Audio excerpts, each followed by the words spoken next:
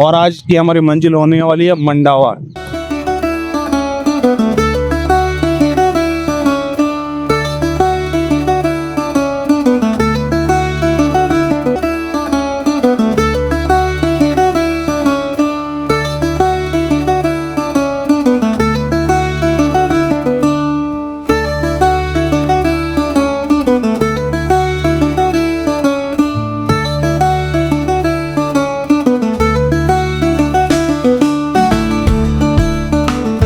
दोस्तों मंडावा आना बहुत ज़्यादा मुश्किल नहीं है। आप दुनिया के किसी भी कोने से आप मंडावा आ सकते हैं। जो मंडावा के दो सबसे ज़्यादा कन्वीनियंट जो शहर है, एक तो है राजस्थान की कैपिटल सिटी जयपुर,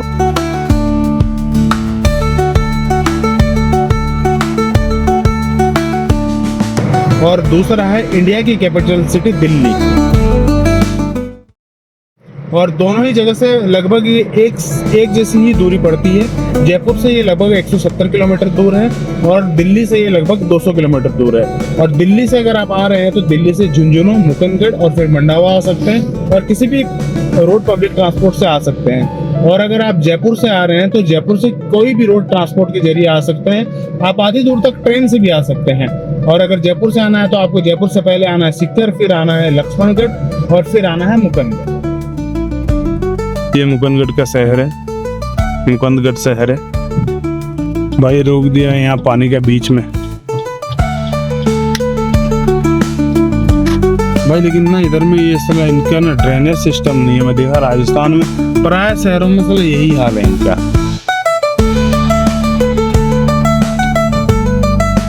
थोड़ा बारिश में आधा घंटा पानी भर जाएगा। मतलब इतना तो उन शहरों में भी नहीं होता है जहाँ पर कि मतलब अच्छी जमीन नहीं होती। यहाँ पे तो रेतीली जमीन है साला, फिर भी पानी जमा हो जा रहा है। क्या ही इनका ड्रेनेज सिस्टम है, समझ में नहीं आता। ये लो जी, मंडावा का रुझान आना चालू हो गया है। ये सारा विलास मंडावा।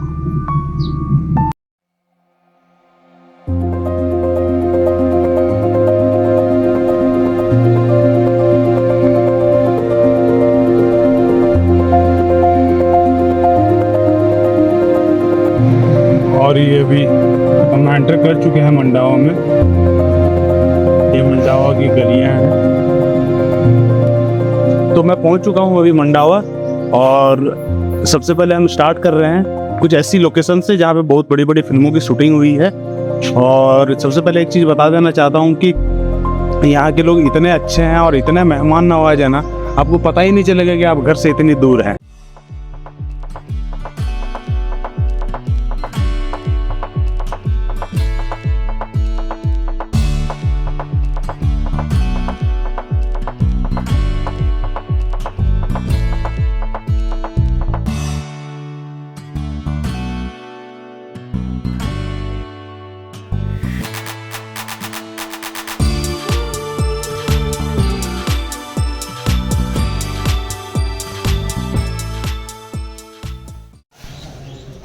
और दोस्तों ये मंडावा फोर्ट का मेन एंट्रेंस है।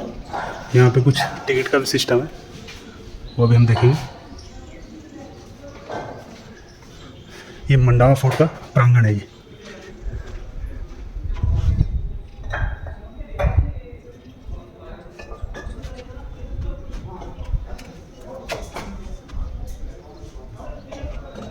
अभी मंडावा फोर्ट प्रांगण का एंट्रेंस है, उसके ग्राउंड में। और ये अभी चलते हैं टिकट काउंटर, जहाँ पर रिसेप्शन है वहाँ पर कुछ टिकट फंडाएंगे।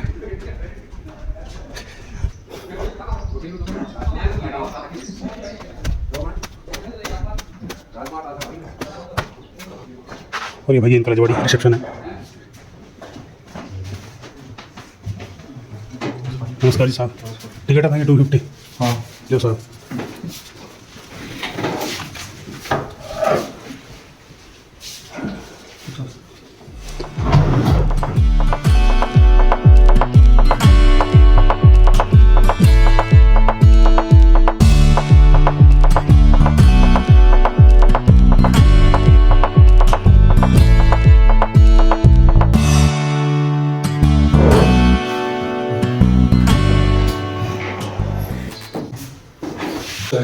ये इसका रिसेप्शन है, रिसेप्शन से इधर पूरा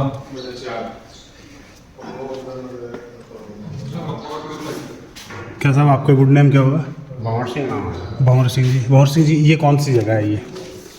ये लॉबी की जगह है बैठने की। ये लॉबी की जगह है, बैठने की जगह है, ठीक है। राजा जी का जब राज था तब इसको किस पर्पज से यूज करते थे?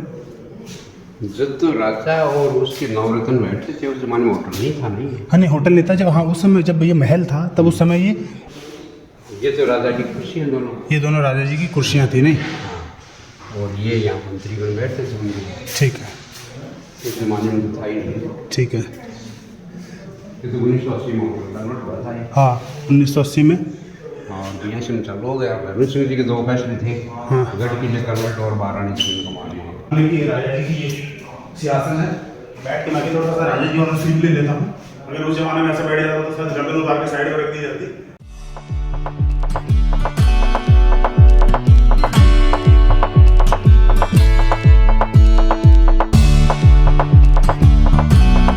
चला,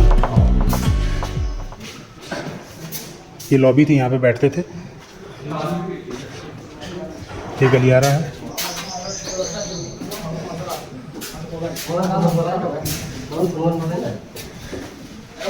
और ये महल के अंदर घुस गए हैं। महल का एकदम इंटीरियर जो है, इसको बोलते हैं रावड़ा। रावड़ा। उस जमाने में सिर्फ महिलाओं की परमिशन थी, जेंट्स नहीं आते थे। अच्छा इन गेटों पर भी महिलाएं गाड़ी थी। अच्छा, इन गेटों पे, ये गेट हैं, इन पे महिलाएं ही सारी गार्ड थी। अब इसको ये शादी का होटल बना दिया। अच्छा, अभी ये होटल है इसीलिए ये यहाँ पे लोग आके बुक करते हैं, शादियाँ करते हैं। तो यहाँ पे ये कच्चा है बीच में, यहाँ पर मंडप वगैरह लगता है। अच्छा भंवर सिंह जी, वो नगाड़ों के बारे में बताइए, वो तो इम्पोर्टेंट है। वो जब वी मेट की शूटिंग यहीं पे हुई है ना? हाँ। और उसमें यही 2 नगाड़े हैं नहीं? उस जमाने में तो नगाड़े जब लड़ाई होती तो बजते थे। अच्छा, रणभेरी और नगाड़े एक साथ युद्ध का ऐलान करने के लिए ये उस समय बजते थे।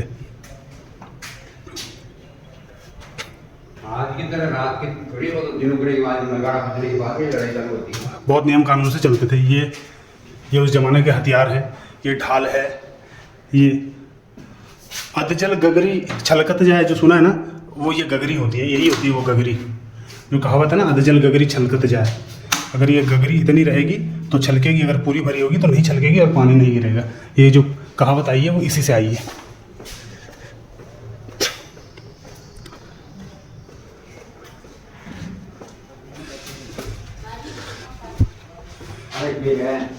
ये आ गए हैं हम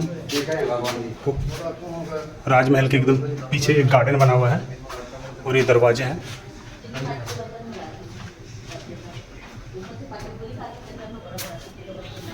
चलो भंवर सिंह जी, कटिंग चला।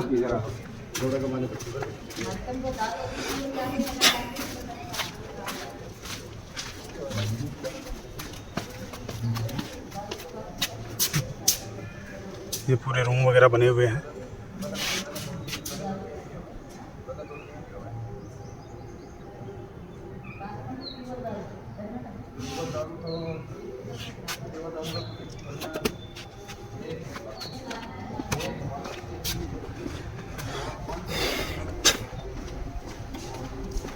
हालांकि ये जो है ना, ये सब, ये जितने भी दिख रहे हैं ना आपको, ये बाद में बने हुए हैं। ये होटल बन जाने के बाद में।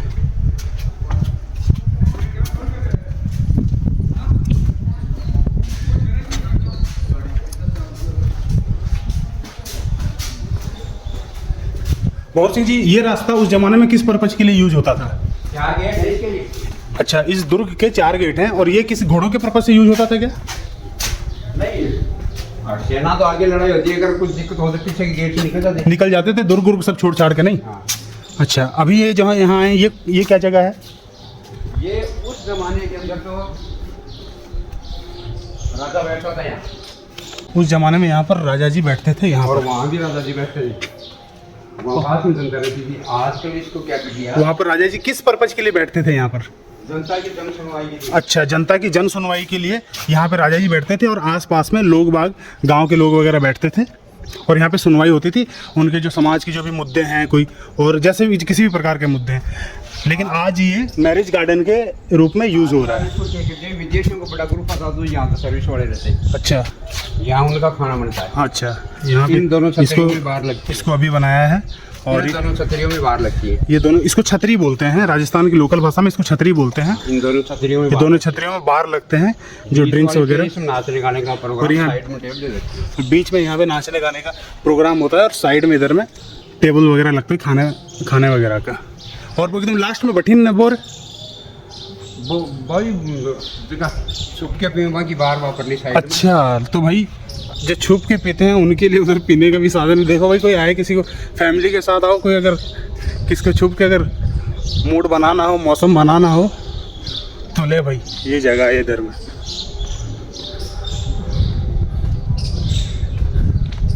छुप के पी लेना भाई, यहाँ पर देखो कोई आएगा तो।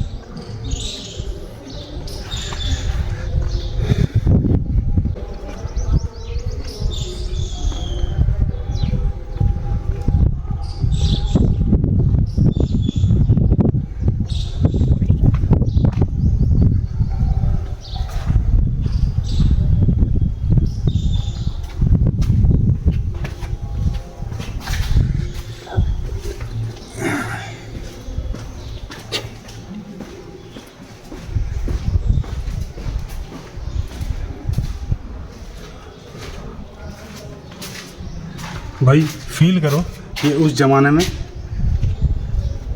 ये अपने दुर्ग के पीछे का एरिया है नहीं? हाँ, ठीक है। उस ज़माने में ये किस पर्पज़ के लिए यूज होता था ये एरिया? ये तो आगे की बिल्डिंग तो सैनिकों के लिए थी। हाँ, और यहाँ घोड़ों का तबेला था उनके ऊपर। अच्छा, ये यहाँ पे घोड़ों का तबेला था।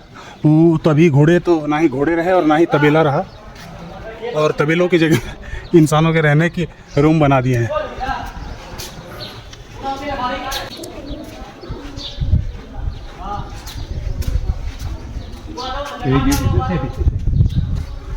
अच्छा, एक गेट इधर से है और फिर इधर से। मैं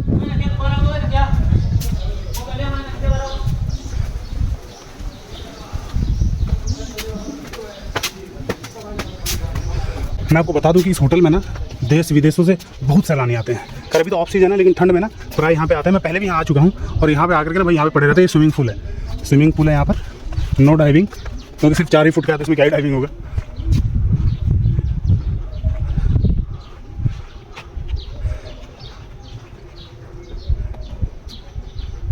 अच्छा, ये ठीक सिस्टम है भाई।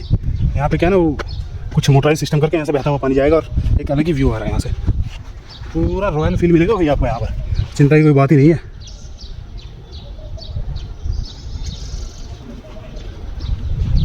ये स्विमिंग पूल है।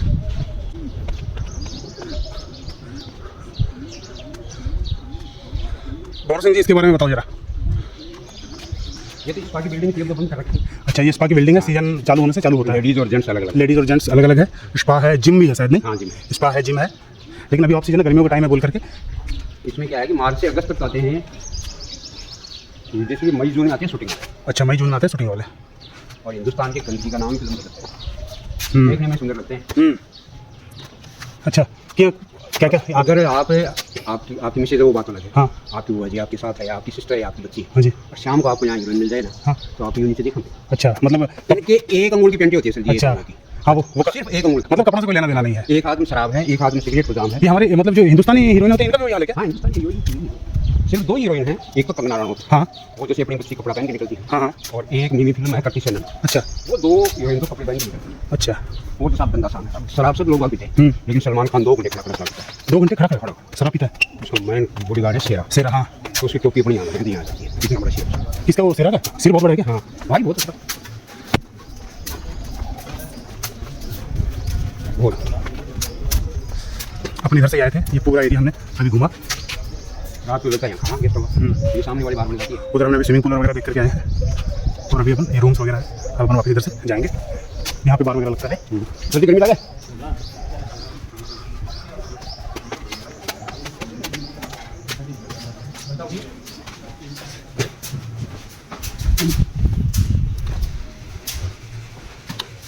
अब किधर जा रहे हैं अपन? अब ऊपर चलेंगे अपन डाइनिंग हॉल में। चलो साथ जाके चलो। उस जमाने में ये थी चुना पीस की टीवी। भाई अब शाइनिंग आप लोग देख पा रहे हो, मुझे नहीं पता। ये देखो शाइनिंग, ये चूना है, कोई मार्बल नहीं है।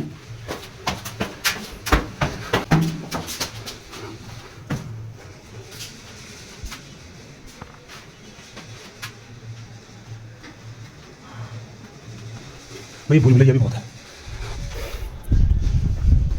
नीचे क्या? हाँ जी, ये डाइनिंग हॉल है। ये डाइनिंग हॉल है। देखो हमने जो देखा डाइनिंग हॉल अपने घर का आजकल जो मॉडर्न घर जो होते हैं वो तो बहुत बड़े बड़े होते हैं, लेकिन ये जेहेतु पुराने किले को होटल में बनाया गया है, तो जहाँ पे जैसे रूम है वैसे सुविधा अनुसार बना लिया गया है।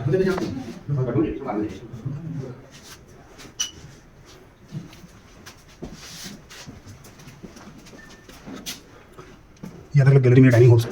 इधर जाओ। हाँ, और ये डाइनिंग हॉल में वो एरिया जहाँ बुफे लगता है।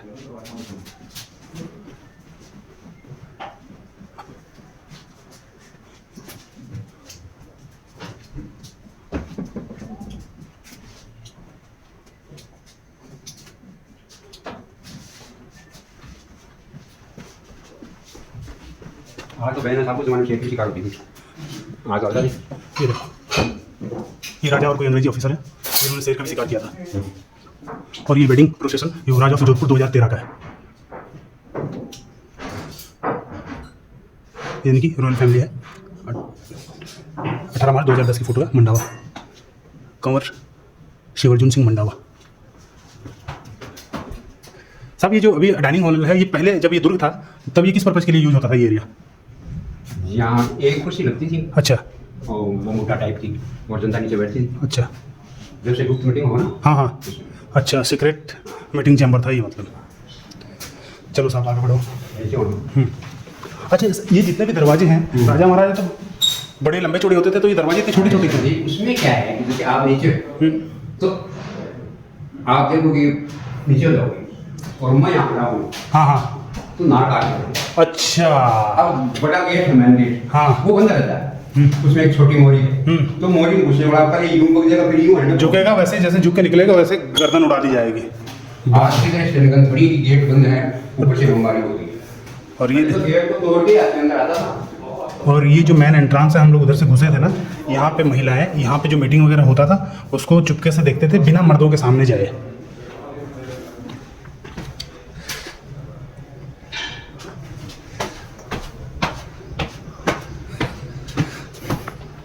और ये आ गए हैं हम लोग दुर्ग की छत पे। भाई जो धूप है, हाँ जी, अच्छा, ये किस लिए, ये वॉच टावर था नहीं? हाँ। यहाँ पे चढ़ के नजर रखते थे। ये दुर्ग का ये सबसे ऊपरला हिस्सा है, ऊपर का हिस्सा है, जिसको आज की भाषा में हम वॉच टावर बोल सकते हैं। ये चारों कोनों पर ही है। अच्छा, ये दुर्ग,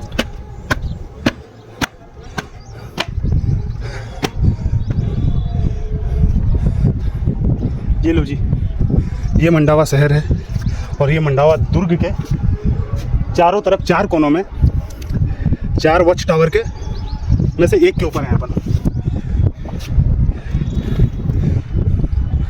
एक तो वो रहा जो दिख रहा है, ये एक टावर पे हम खड़े हैं और ये वो प्रांगण है जो इधर से वो रही अपनी कार, वहाँ से अपन आए थे, इधर घुसे थे, इधर निकले थे, ये टावर है।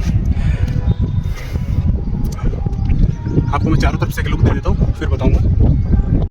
दोस्तों, ये तो मैं आपको आज के मंडावा के बारे में बता रहा हूँ। मंडावा सिर्फ हवेलियों का शहर नहीं है, ये लोगों के दिलों का शहर है। यहाँ के लोग बहुत मेहमान नवाज हैं, बहुत आदर सत्कार करते हैं। यही कारण है कि देश विदेश से कई कई सैलानी यहाँ हर साल घूमने के लिए आते हैं। मज़े की बात यह है कि मंडावा के लोकल गाइड और दुकानदार सिर्फ मारवाड़ी या हिंदी नहीं, बल्कि अंग्रेजी, फ्रेंच, जर्मन, इटालियन और हिब्रू जैसी विदेशी भाषाएं भी बोल लेते हैं, क्योंकि मंडावा में हर साल फ्रांस, जर्मनी, इटली, यूके और अमेरिका जैसे देशों से बहुत टूरिस्ट यहाँ घूमने आते हैं और यहीं से शुरू होती है एक अनकही दोस्ती का सफ़र, एक लोकल और विदेशी मुसाफिर के बीच का सफ़र। इस छोटे से कस्बे ने दुनिया भर के यात्रियों को अपनाया है और शायद यही वजह है कि मंडावा को शेखावाटी की ओपन आर्ट गैलरी कहा जाता है, जहाँ जुबानें अलग हो सकती हैं लेकिन लोगों की मुस्कान एक जैसी होती है। बात करूँ मंडावा के इतिहास की, तो अब आपके मन में एक सवाल जरूर आता होगा कि राजस्थान का है ये एक गुमनाम सा शहर ही क्यों बना इतिहास के व्यापारियों की पहली पसंद। मंडावा की शुरुआत 1755 सदी में हुई थी। इसे विकसित किया था ठाकुर नवल सिंह ने, जो शेखावत राजवंश के वीर और दूरदर्शी शासक थे। उन्होंने यहाँ एक किला बनवाया जिसे आज मंडावा फोर्ट के नाम से जानते हैं। और ये किला इसलिए बनवाया था कि यहाँ से देश विदेश से जो व्यापारी व्यापार करने आते थे उनको सैन्य सुरक्षा देने के लिए और अपना यहाँ पे एक ठिकाना बनाने के लिए उन्होंने मंडावा फोर्ट का निर्माण किया था। मंडावा दरअसल एक ठिकाना था, यानी एक सैन्य और व्यापारिक चौकी। इसे व्यापारियों के रुकने, सामान रखने और व्यापार बढ़ाने के लिए विकसित किया गया था। यही कारण है कि यहाँ की हवेलियाँ सिर्फ सुंदर नहीं बल्कि व्यापारिक संपन्नता की निशानी भी हैं। बारीक चित्रकारी, शीशे का काम और रंग बिरंगे भित्ति चित्र सब मंडावा को एक खुला संग्रहालय बनाते हैं। राजस्थान का सिर्फ ये मंडावा कस्बा ही इतना विकसित होने का कारण ये था कि प्राचीन सिल्क रूट या कहें इंडो अरब ट्रेड रूट पर स्थित था, जो दिल्ली, गुजरात, मध्य एशिया और अफगानिस्तान जैसे बड़े क्षेत्रों को जोड़ता था।